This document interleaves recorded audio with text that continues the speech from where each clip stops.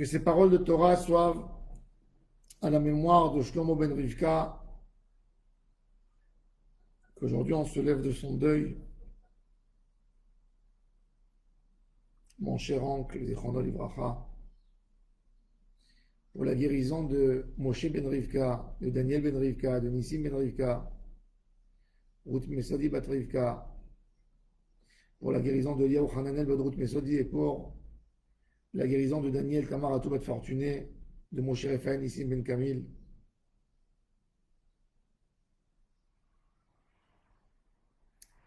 Pessah Sheni aujourd'hui, le 14 Iyar, pour moi c'est un jour qui symbolise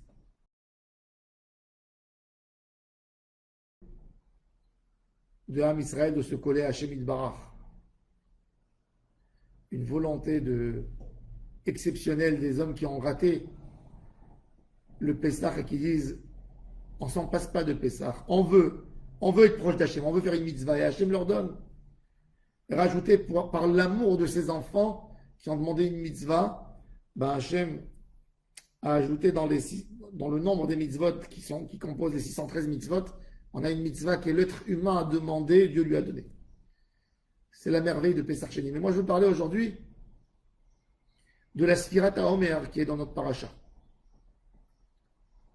La Torah nous demande de compter avec notre bouche.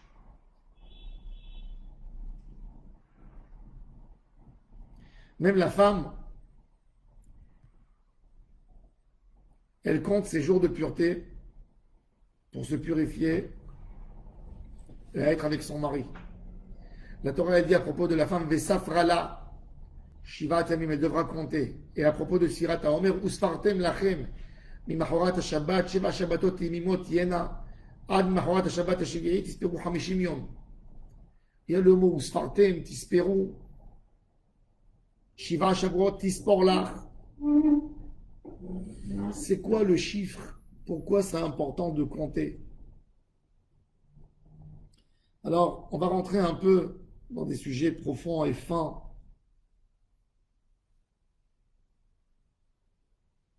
Le monde, quand il a été créé, il est sorti d'une volonté extraordinaire qu'on ne peut pas la définir, une volonté divine de vouloir créer le monde, le voir dans sa forme. Baruch She'amar Ve'aya Olam.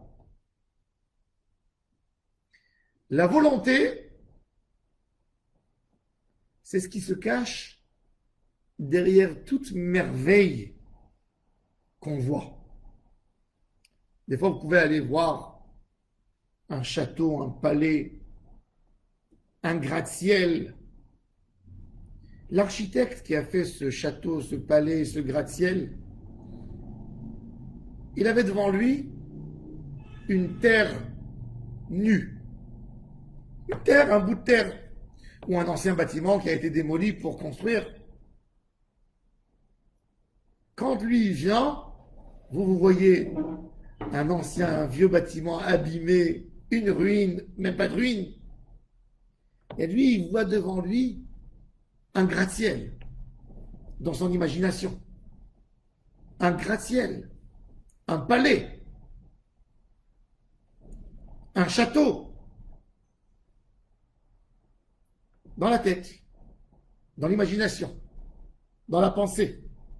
Après, il prend un stylo et il commence à faire des traits qui vont exprimer ce qu'il a dans la tête, dans la pensée. Et puis après, il arrange encore mieux, il met des détails, il met des limites. Il va faire tant et tant de mètres carrés. Et après, il descend dans la surface exacte de chaque endroit, les chambres, les couloirs, les fenêtres, de quel côté ils vont être, par où on va rentrer, par où on va sortir, la place du jardin, le placement vers la rue, etc. Et puis après, on va aplatir le terrain, et après, on va creuser les fondations, et après va venir le responsable pour commencer à mettre les points pour calculer que c'est tout droit. après les produits de construction et les maçons qui vont venir, qui vont construire pierre à pierre comme un puzzle. Et ils vont ajouter, ils vont frotter, ils vont préparer, et les peintres et les carreleurs, etc. Et les vitres, et l'électricité, et la fenêtre, et l'eau, et les habitants. Bref, après quelques années, l'architecte qui voit son rêve, son imagination réalisée, et il te dit, c'est ça ce que je voulais. Nous, on ne peut pas comprendre comment Akadosh Baruch Hu raisonne. Mais Akadosh Baruch Hu nous montre une image de comment il voit le monde.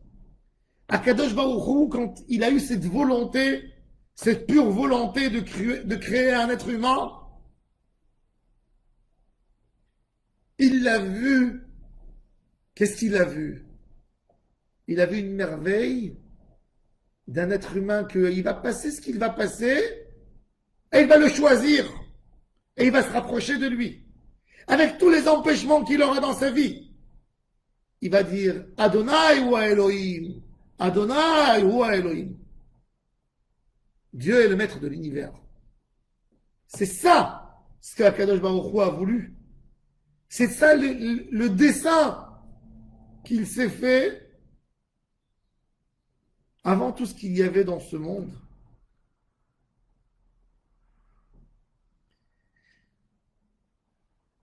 Cette idée que l'architecte se fait dans la tête avant de construire, c'est les plus hauts niveaux, ce qu'on compare à nos mondes à nous. C'est dans la Hatzilut, le Mahatzil, qui fait descendre sa lumière dans les mondes et il traverse. Beria, Yetzira, il arrive dans le monde de la Asiya, où on va voir l'immeuble.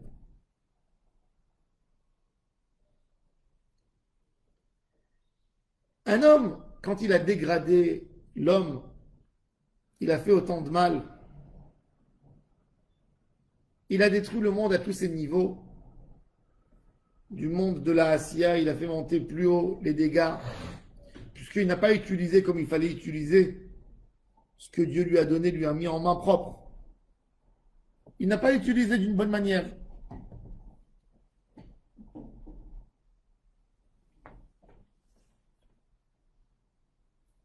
Il a détruit, on lui a donné un bel outil, et ça s'est dégradé. Comment je dois réparer maintenant?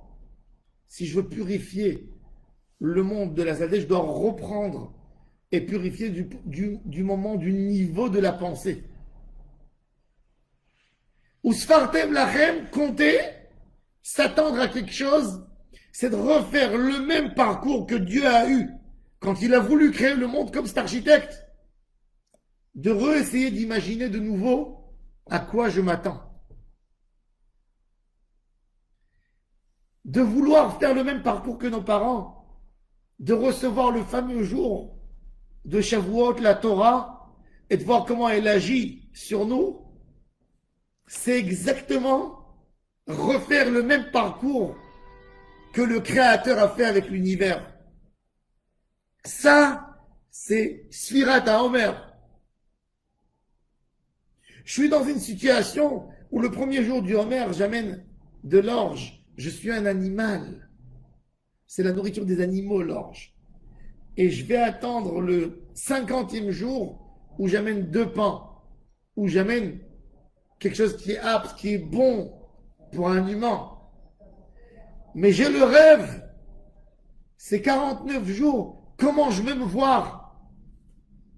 Ces 49 jours de la Séphira, c'est le compte, comment je vais me voir dans 50 jours. Et ça a un parallèle avec le conte de l'Anida. L'Anida est éloignée de son mari 7 jours d'impureté. Pendant ces 7 jours, elle pense sur son union. Ramener dans le couple quelque chose de nouveau, quelque chose de beau, une relation sincère, une belle relation. Ça, c'est la sphira. Am Israël, quand ils sont sortis d'Égypte, il fallait redonner une dimension à un monde pur.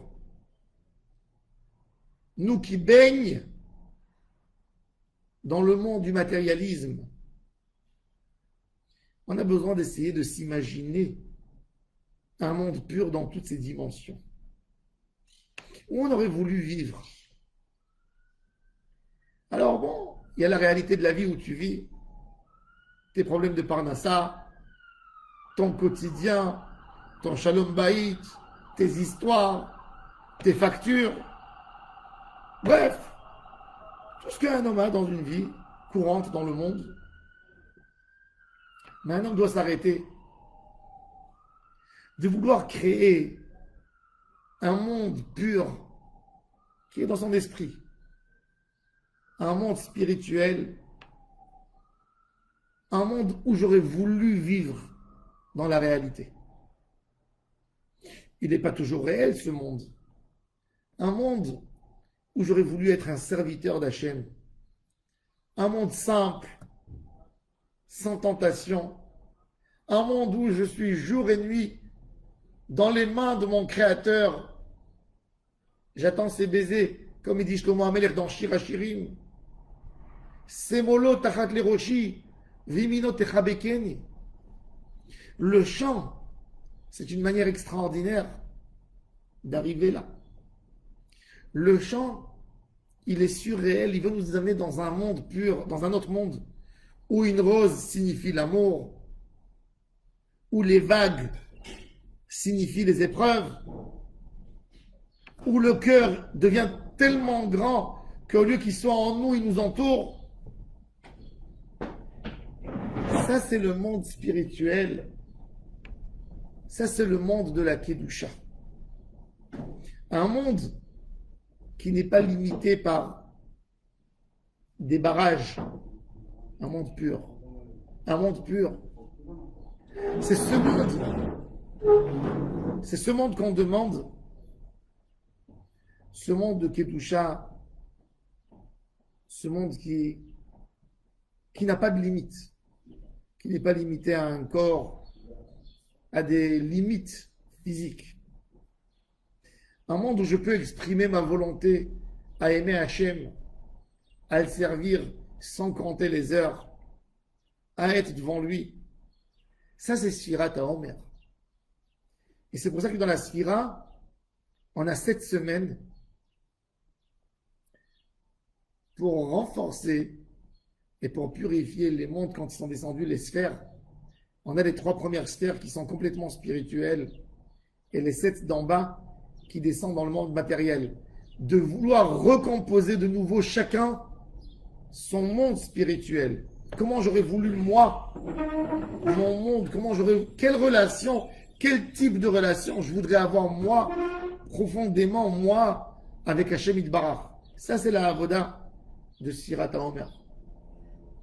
Et c'est pour ça que c'est extraordinaire. Parce que ces jours, on doit s'imaginer, c'est des jours extraordinaires où on sort d'Égypte. On a eu une sorte de liberté. T'es plus dans l'esclavage. T'es plus dans l'esclavage. Mais qu'est-ce que je fais avec ma liberté? Je vais monter une affaire qui va me rendre esclave? Peut-être. Je vais courir derrière mes tentations qui vont me rendre esclave. Mais je serai plus libre. Parce que c'est mes tentations qui me dominent. Ou je vais essayer d'imaginer quoi faire avec ma liberté. Où je vais aller? Quel monde j'ai envie? Je deviens l'architecte de mes rêves. Il y a un architecte de réalité et un architecte de rêve. Un architecte, c'est quelqu'un qui regarde les besoins de sa neshama. Quand un homme construit une maison, il va chez l'architecte, il lui dit « Fais-moi une maison, tu as étudié. » Alors l'architecte, s'il est intelligent, il ne va pas créer ce qu'il a besoin de lui. Il va lui dire, dis-moi, quels sont tes besoins? Ah, j'aime inviter des gens. Alors on va faire un grand salon. J'aime pas dormir beaucoup. Je ne suis pas un homme paresseux, j'aime pas avoir une envie de dormir. Donc il va lui faire une petite chambre avec un plafond qui est plus bas pour le décourager à rester dans cet endroit. J'aime bien cuisiner. Il va faire une belle cuisine avec tout. J'aime bien lire. Il va faire une belle chambre, une belle bibliothèque. On crée la maison par rapport à nos besoins.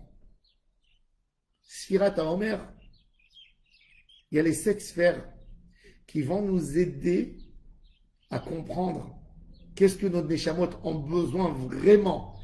Qu'est-ce qui peut nous faire du bien avec nos Neshamot. On sera sincère, on ne sera pas menteur. On va dire qu'est-ce qui m'attire pour Hachem.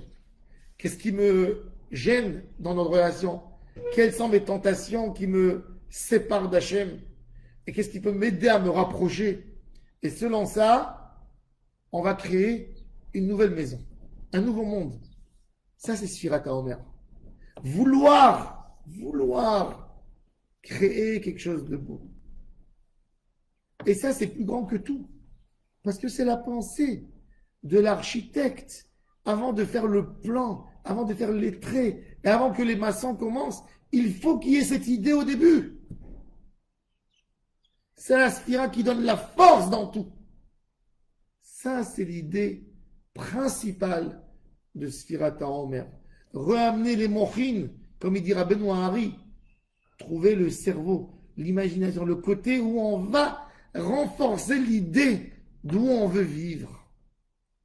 C'est ce qui va nous aider à construire une maison spirituelle toute l'année, jusqu'à l'année prochaine. On va peut-être vouloir changer et réadapter quelque chose d'autre, un autre, dans le bâtisse spirituel qu'on est en train de construire.